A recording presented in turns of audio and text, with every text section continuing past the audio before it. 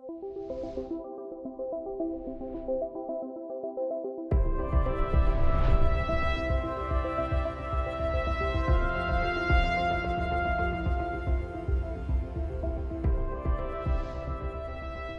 afternoon again for those of you in the room who have been listening to some of the exciting panels this afternoon. We have another one lined up for you.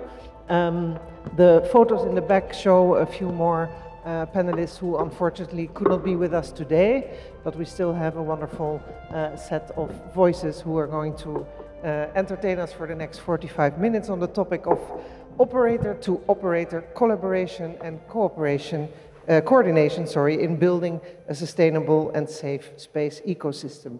So this is very practical oriented. We have been hearing about championing space and going out to the moon and Mars. Here we're talking about practical problems, and it's wonderful to have three industry representatives here to talk about these issues with us. So we all know, and we've heard it many times this week, and how space is crucial for the planet, and it impacts all of our lives. We're using satellites to communicate, to observe the Earth, to track climate change, to provide internet connectivity, to have global positioning, and so on. And that is, of course, facilitated by the great advances in space technology. But that proliferation of the use and our dependency on space also brings risk and makes that space is contested and congested and increasingly contaminated.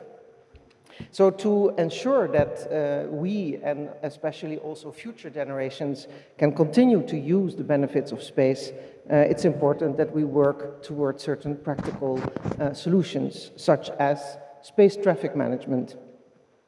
To ensure the security of space infrastructure and the long-term sustainable use of space, we have to ensure that we can continue to have valuable data and services that come from satellites.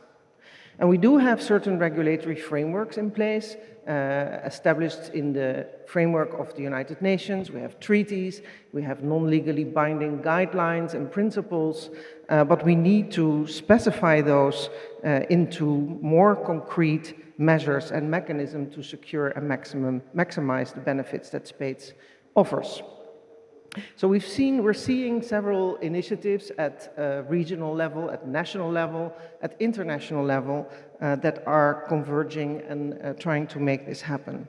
For instance, in the United Nations, there is an agenda item in the Scientific and Technical Subcommittee on long-term sustainability of space activities, which has established a number of guidelines. We also have an agenda item on large constellations in the legal subcommittee, looking at legal aspects of this growth of space objects in outer space. We see the European Union that has launched initiatives, for instance, for a space traffic management regime, and that is now gearing up for making actually a European space law. And we see also at the national level things happening, and I'm looking here specifically at the United States. Perhaps some of you have seen that just a couple of days ago, the US Federal Communications Commission has issued for the first time ever a fine to a satellite operator because it did not remove its satellite in the geostationary satellite orbit to 300 kilometers above the geo orbit in the so-called graveyard orbit, but it went only to 100 kilometers, and that was the first time ever that a fine was imposed of $150,000, and the company actually gave an admission of liability. And so this was all over the news yesterday, and I think it will be interesting to discuss whether you think that that is also a sign, something that may be a precedent. And it follows also on new rules of the United States on low Earth orbit, where the FCC, the same FCC, has reduced the number of years for removing your satellite from low Earth orbit from 25 years to 5 years, which can have quite a significant impact on your space activities. So today we're going to focus on the operator-to-operator collaboration coordination. And of course here the role of space situation awareness and data is clear.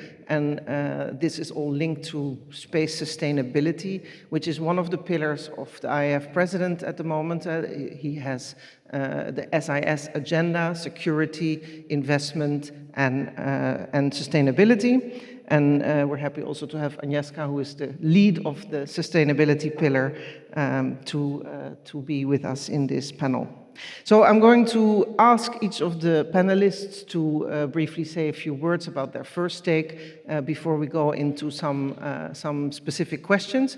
And I want to invite all of you to also put your questions on Slido. I think we will have the QR code up there so that you can enter your questions, and before we go through the final lists, we will take some questions.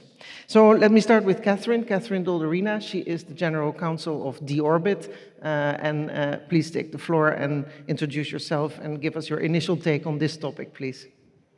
Thank you, Tanya. Yeah, it's working. Okay. So I'm General Counsel at D-Orbit, which is a space logistics and transportation company based in Italy, UK, and Portugal. We have now a fleet of 11 satellite carrier spacecraft called ION orbiting the Earth with successful missions that have delivered small satellites into their destined orbits and also hosted payloads for which we perform in-orbit validation and in-orbit demonstration services. And of course, being involved in the so-called last mile delivery of satellites in orbit, we want to make sure that our customer satellites safely and successfully reach the orbital slots where they want to operate from.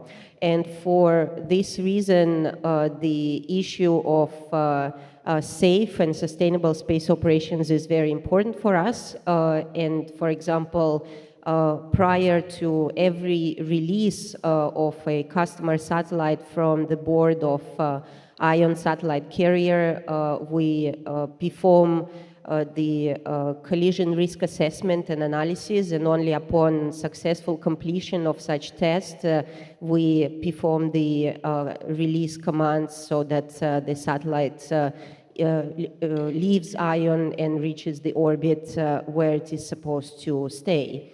ION is also a spacecraft that is capable of maneuvering, and we have in fact already maneuvered in space, changing inclination and some degrees within the orbit that an ION operates in.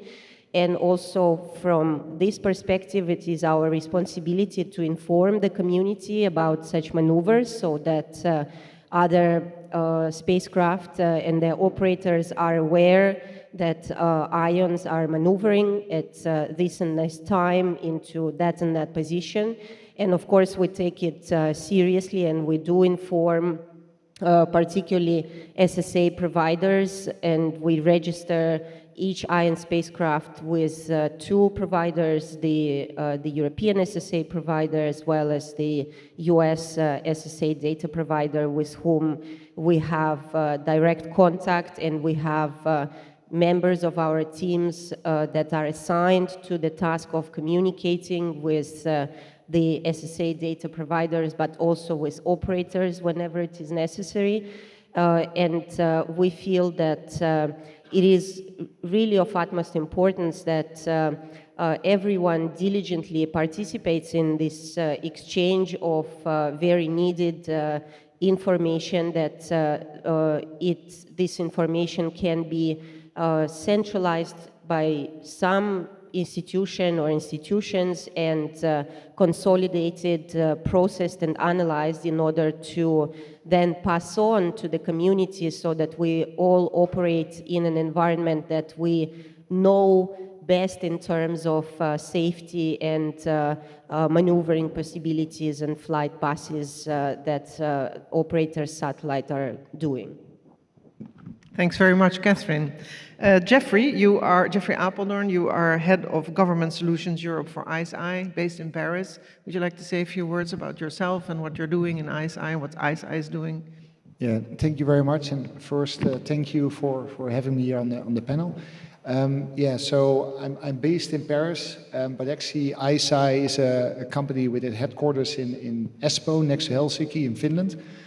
We have locations in UK, in Poland, Spain, US, Japan, UAE. So we're really a global company. We operate the largest SAR radar constellation in the world. So last June we launched 4 more satellites, and now we've launched 28 satellites to date. So with our company, besides providing images of our SAR constellation, we also sell missions, for example, to the government of Brazil, which is using it to monitor deforestation. We've been supporting Ukraine. They've purchased a satellite. But besides that, we also are focused on going down the value chain and also providing value-added solutions. And on that sense, the company ISI actually comes from at the start that we were monitoring sea ice in the Nordics. That's where the name ISI comes from.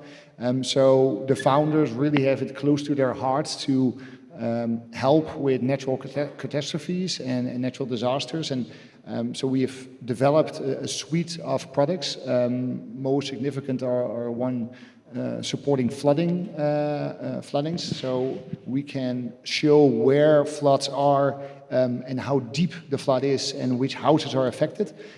So civil security protection services can use this to actually help save lives and reduce the amount of damage to infrastructure.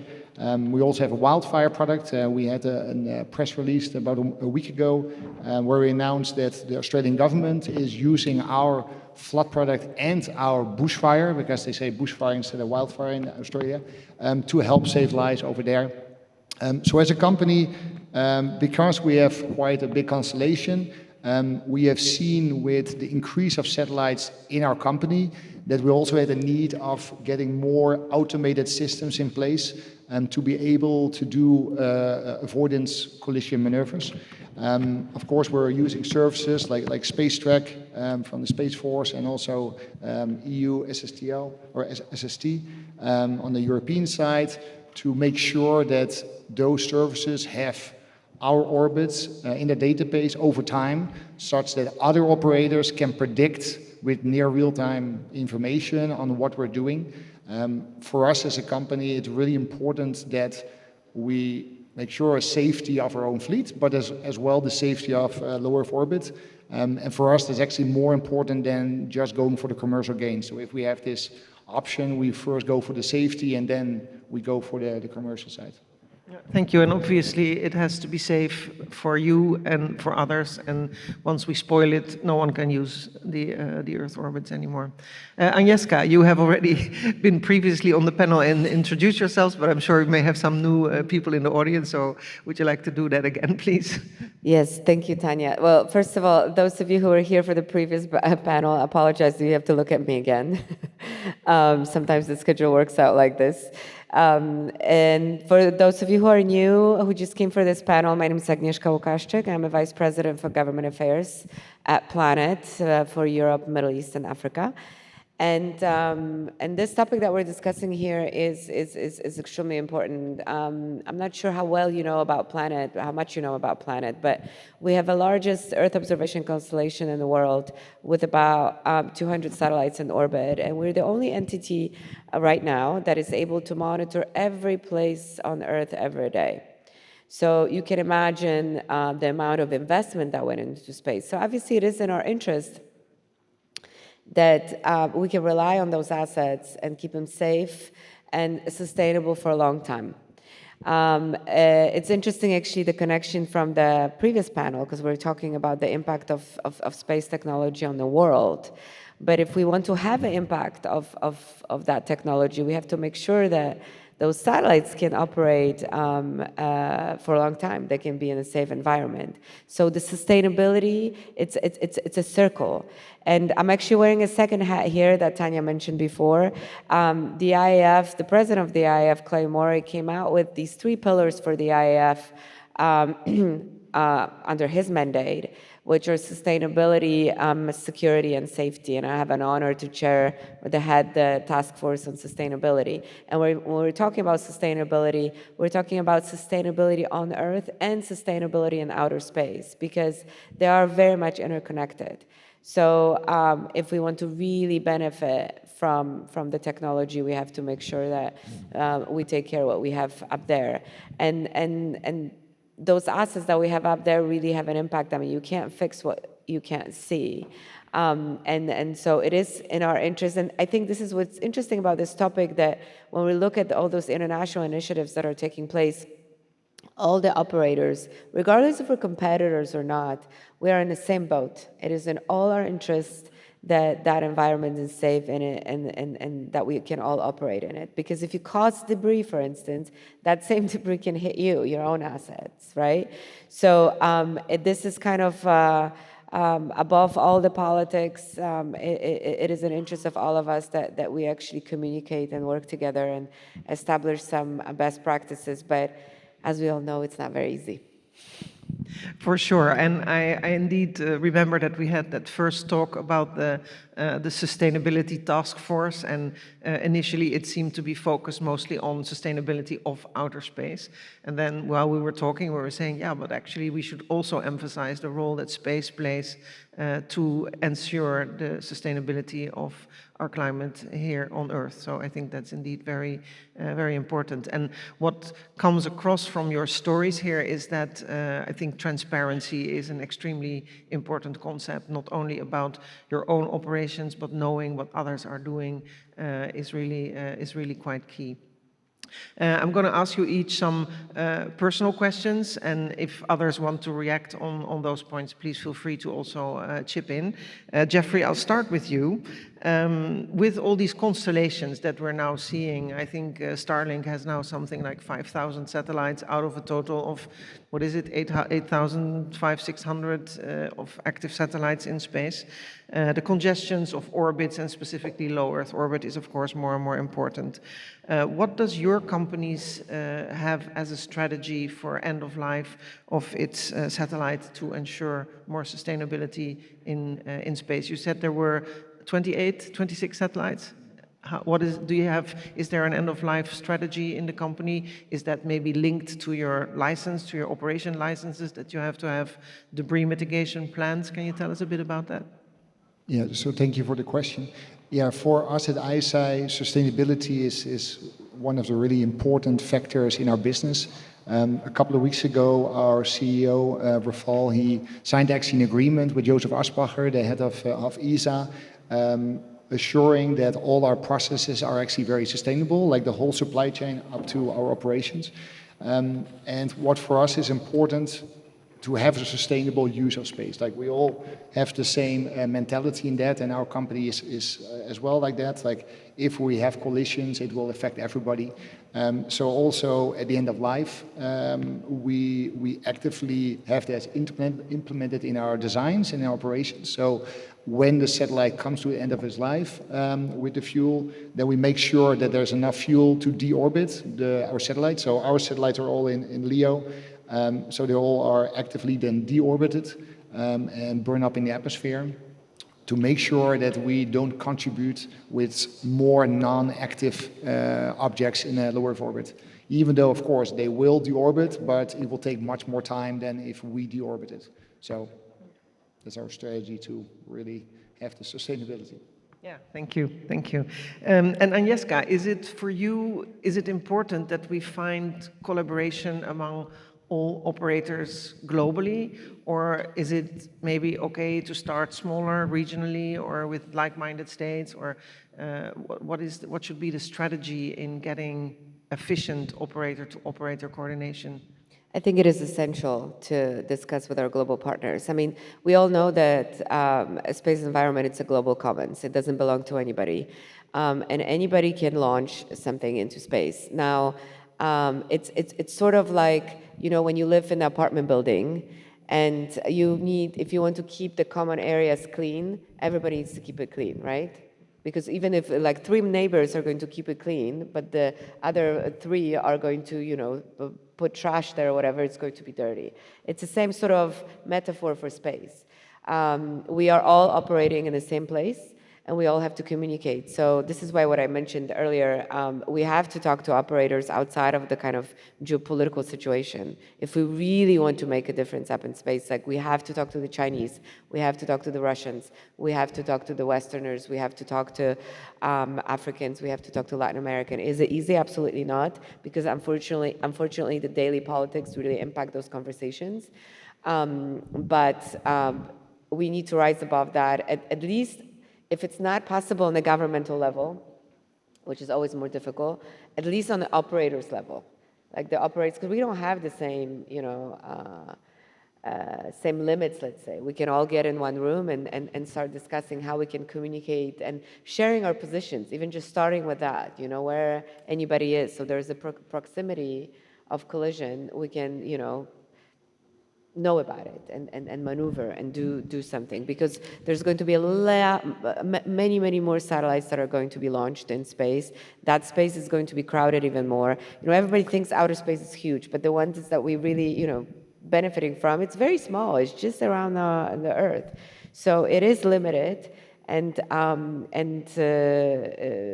we have to start acting now before it's too late. And do you feel most operators are open to that?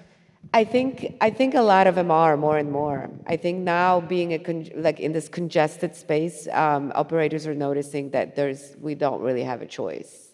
I think it's a little bit difficult for operators that are coming from certain countries where they cannot maybe make decisions by themselves, that the government really intervenes in who they speak to.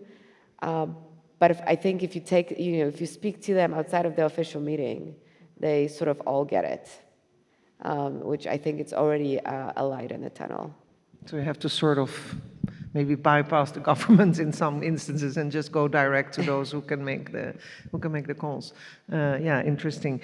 Catherine, you as a fellow lawyer and working as a general counsel, what kind of regulatory action would you think is necessary? Do we need binding rules, and does it need to be at national level or regional level or global level? How do you see that? What would be the ideal solution, or is there maybe a stepwise approach that we can use to lead to an ideal solution? Thank you, Tanya. Well, of course, space being a global commons would ideally require a global solution that covers everybody, but we know that we're quite far from it in practice. So I think even small steps that start from grassroots level, where operators discuss and come to agreement on certain practices, like, for example, the Space Safety Coalition with its guidelines, or the recommendations that were developed within the framework of the working group led by World Economic Forum and European Space Agency. These are already building blocks to arrive at a certain level of common understanding where the standards should be and what should be the baseline for sustainable operations in space.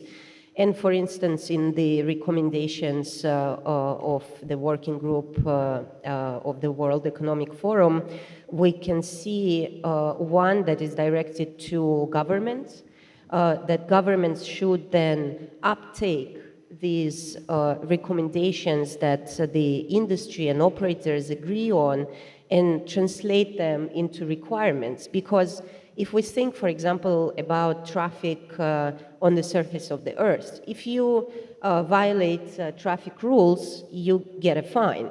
But in space right now, so if you behave sustainably and responsibly, fine. But if you are not, then maybe nothing happens to you. We now see, as you said, the movement, at least the first case of fining a company that is not compliant with certain regulations. But again, it is not being compliant with a license that was issued to you under a national binding regulatory regime. So there is an enforcement mechanism to punish an operator who is not compliant with the license conditions.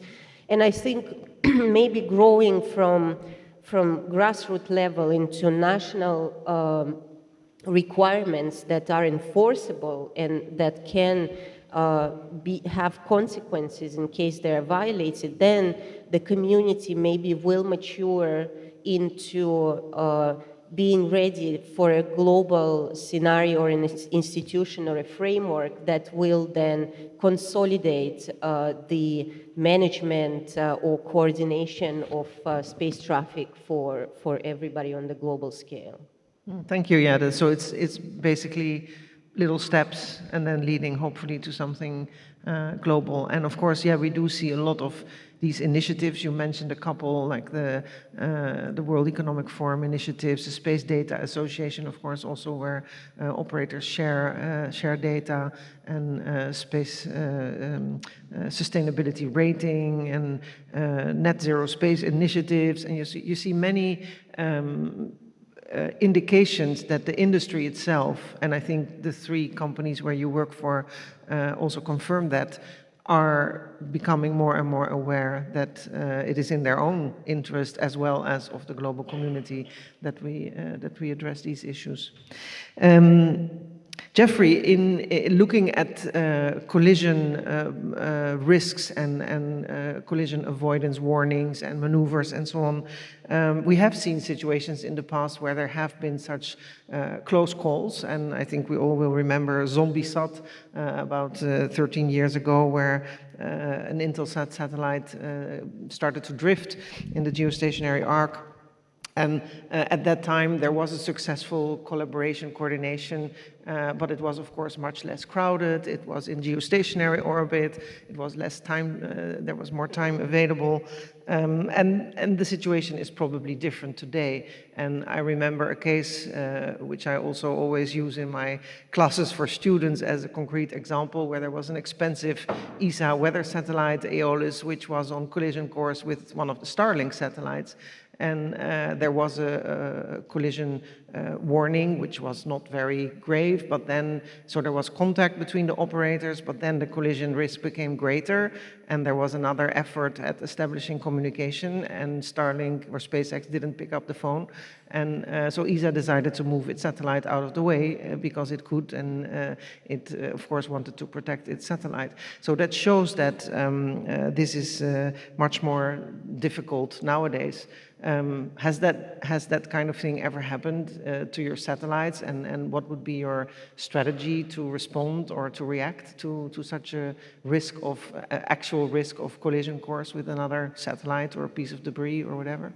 Yeah, thank you for the question. And maybe first to respond a little bit to what you said earlier, I do think it would be good to have a little bit more of guidelines or regulatory frame that stipulates a little bit better how we interact with each other for collision avoidance. I think a lot is based now on lessons learned from companies over the years, and there's a lot of difference between certain companies doing this collision avoidance automatic, other companies do it all manually. So there's not really a certain standard in that which increases the risks. And then specifically looking at with our company, so with collision avoidance, of course, we have like thresholds that we have. We follow in that sense the normal like the guidelines, which are like the standard, the industry standards. But when, as I said at my first answer, like we provide all our satellites information, like our position over time, to space track, etc., to make sure that other operators know where we are and where we're going to be. But if a situation arises that we actually have such a possible collision, so our company uses then every channel possible to actually contact the other party, to start coordinating with them, like what we're going to do, who does what, to really minimize the chances of us hitting, but also of us doing the same maneuver. In space, the chance is a little bit lower than other, like on the highway with cars, but still we don't want to make a stupid mistake and we do the same maneuver and we still hit. So there we do see also a lack at the moment in the systems, because also you can't broadcast what kind of maneuver you're planning and what kind of orbit is going to be after that. So that is also something like in general I want to like mention here, that like we see it as a lack of the current systems. Like you can't like globally on some kind of platform give this. It means again that the companies who are planning all their other operations, they can't take that in consideration to plan their operations later on. So that's a little bit a shame. And overall, like there is no global system which ensures that everybody can talk to everybody.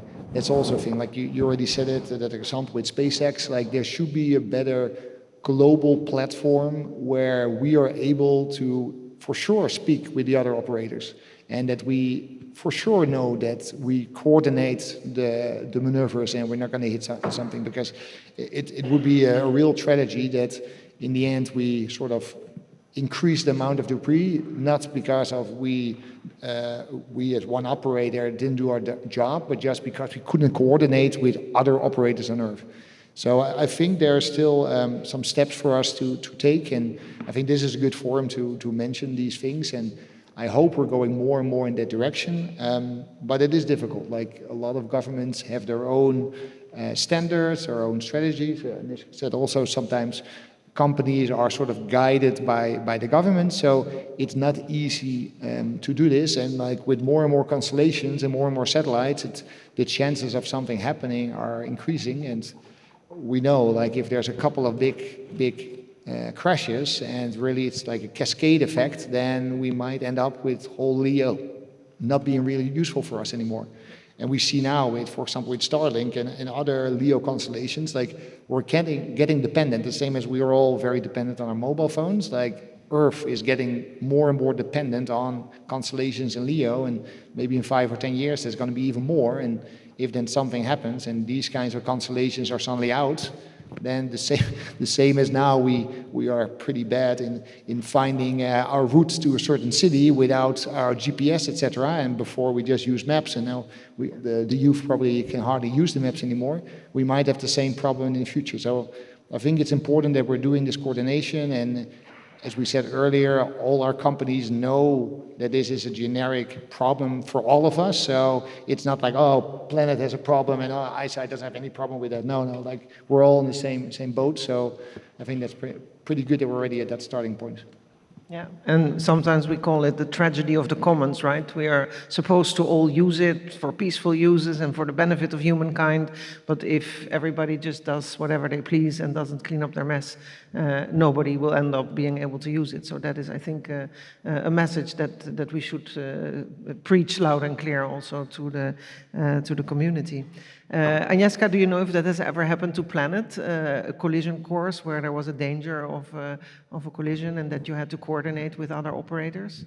I mean, there were situations where there was a risk, you know, not super close, but there were situations where we had to maneuver or talk to other operators, especially with, for instance, I know there's one with ISS. Because one of our satellites was coming down, and you know, and there was a risk of collision there. So I think this is also what's important, is that because you know, all these mega constellations are launching a lot of satellites in space, and it's creating a mess. We are a mega constellation as well, obviously compared to the, you know, Starlink or Kuiper or whatever. We are not that big, but we're still big. And we want to be a responsible space actor and have a plan always, you know, what to do in these situations, what to do with our satellites at the life of their lifespan, and we want to make sure that the newcomers also have a plan and that they are responsible space actors. So we want to lead by example, and so we're trying to do that. But that's just what we're doing for our own constellation. But that still doesn't solve the problem about communicating with each other. Yeah, true. And Catherine, again, looking at a comparison with, for instance, the road and vessels at sea and aircraft in the air, they all have systems of signaling when you're gonna go right or left, or you have priority. For cars, of course, we have indicators and warning lights, and for vessels, vessel traffic services and air traffic control. Is it time really to get rules of the orbit, so to say, and do you have an idea who should be issuing those and how we should go about that? I guess it's a tricky question because we don't have an authority who would do this for everybody. And again, we are lacking the uniform standards that would apply in all the jurisdictions. But given the pace with which the number of active satellites is growing, especially in LEO, I think it is time to think about how to equip satellites also in terms of, let's say, debris considerations and what requirements to impose on satellite operators from the stage of design to production to operations to minimize, first of all, the creation of debris in the course of operations and after the useful life of their spacecraft, and also to enable them to react, or enable the operators to react effectively to any risks of collisions that might arise while the spacecraft is in orbit. But again, in terms of implementation, it is difficult because we speak of a global surface space environment and then individual actions. And even if we take into account, the obligations under the international space law treaties, they still flow down to individual states that are members to these treaties, and each state is free, first of all, to exactly interpret how to, what the provisions contain, and then decide what is the scope of implementation to be compliant with that obligation under international law. So it is a tricky business in terms of how to harmonize and then how to effectively implement the system that will function well. Yeah, I remember from the long-term sustainability guidelines issued by UN COPOS, as I mentioned earlier, I think there is one that says every operator or government should indicate a central communication point. For instance, having a phone book of all operators of active satellites in space. I see Agnieszka wants to comment on that. Yeah. Yeah, I just wanted to, bring up a story because this is interesting. We're dealing with innovative new technologies, and when it comes to this situation, like literally, you have to call somebody, right? So you see, ooh, these satellites may crash. Let me look what number I have to call. And so there was a situation, for instance, when one of the Sentinel satellites was at a risk of collision with one of the U.S. operators. This was, I think, last year. And so the ESA was calling that operator, but it was a long weekend in the US and nobody was picking up the phone. I mean, imagine. I mean, that's where we are. Yeah, and that is, of course, super risky. And then if you have an expensive satellite, you move out of the way, but it costs you fuel, it costs you useful lifetime of your satellite. And so we do need those rules, I guess, and moving forward. Jeffrey, I've heard you made reference to automation. Do you think it will become necessary to move to AI for this kind of warning so that we can rely on reliable data that are fast and efficient and trustworthy? Good question. So within ISI, we do use machine learning. But for collision avoidance, as I said earlier, we're automating more and more our systems. Good question if we actually want AI to be the one deciding everything. I think we're still a little bit in the middle of we want to do that, yes or no. At the moment, I would say we track it, how it's going with AI, and if that would be the right direction.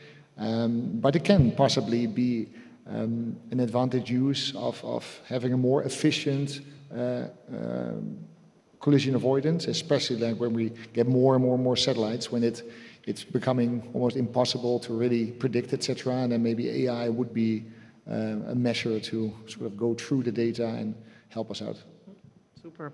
I see time is running fast and we have a long list of questions here, 14, 15, so we're not going to be able to do all of them, but I'll take some that have a lot of votes and maybe one of you can catch on to give a brief answer. One is, what can you advise and recommend to a young company which just launched its first spacecraft and works on its own communication constellation in the context of coordination with other operators and so on? You all are in companies that are relatively young. Any advice? Yeah. The question is for exactly for this particular reason of coordination. I would say it's in the context of the topic Yeah. of the panel. Yeah. So it's not obvious. So I think this is a very good question because I don't know like who you call. I don't have that phone number, but I think the best thing is to, and I'm glad whoever wrote that. I'm thinking they're thinking about starting a company, so I'm glad that they're asking that question. Is to look at various initiatives. That, so for instance, there's Space Data Association. This is probably one of the most obvious ones where through which operators are sharing their locations and maneuvers. There are several other initiatives where it's good to be part of because that's where you meet your operator friends and then you can figure out how to contact everyone. But it's not very obvious, which is one of the problems. Thank you. And I have another interesting one here. Sharing information between commercial satellites is rather accepted. How do you deal with military satellites that would not share information? And I think I would attach to that, much of the data that we have, SSA data, is provided by the military. We see a trend moving that towards the commercial sector. Anyone want to comment on that dual use aspect of this whole issue? Jeffrey? Yeah, it's of course an interesting issue.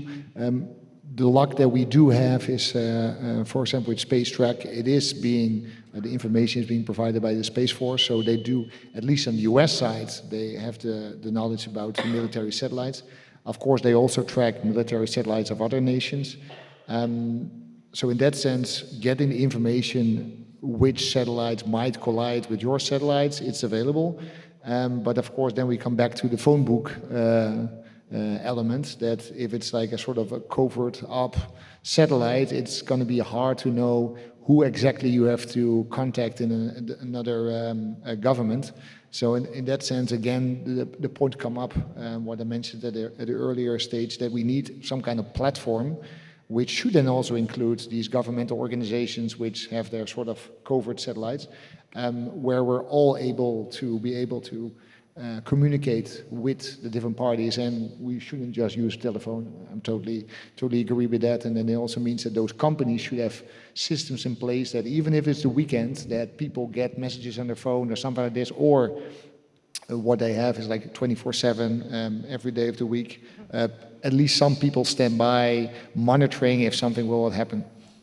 True. I think, if I may, I think it's also important to agree on the minimum set of data necessary. So if this data is pretty neutral, then the next step would be convince every operator to disclose that amount of data if it, for example, does not reveal the nature of the satellite, etc., but just relates to the position.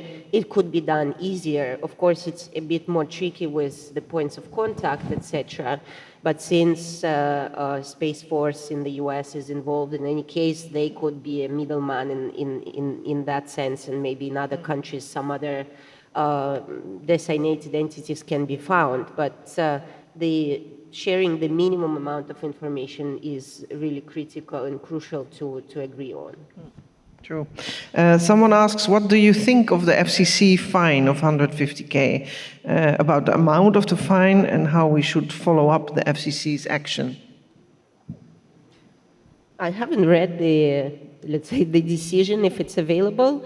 I guess the amount depends on, I don't know, the declared value of the satellite or the potential amount of damage that it may cause because of where it was placed instead of the graveyard orbit. I think in terms of the warning, it is very strong as a message not to do such things because, okay, 150K for a geostationary satellite probably is not a critical amount of money, but still it is a considerable sum. So I think in terms of transmitting the first message, I would see it as a quite effective thing that Good warning. FCC did. Do you agree, Jeffrey? Yes. So from my perspective, we all, as we said earlier during this talk, like we all want to respect the orbits, and we also want to make sure that we don't leave any inactive elements in the active orbit. So I agree that this is a really good signal, and I hope that the different companies are gonna follow the rules, because we all need these orbits, and it's going to be more and more full in the future. So if we follow at least a couple of rules, then we can all enjoy the orbits and the benefits. Great. Agnieszka? Do you want me to answer that Do question? you think it's a good idea that this fine happened? Do you think it will have an effect on the industry, on the sustainability? I think, I mean, it is going to have it's going to have an impact, but I think it's we have to take one for the team. I think we need to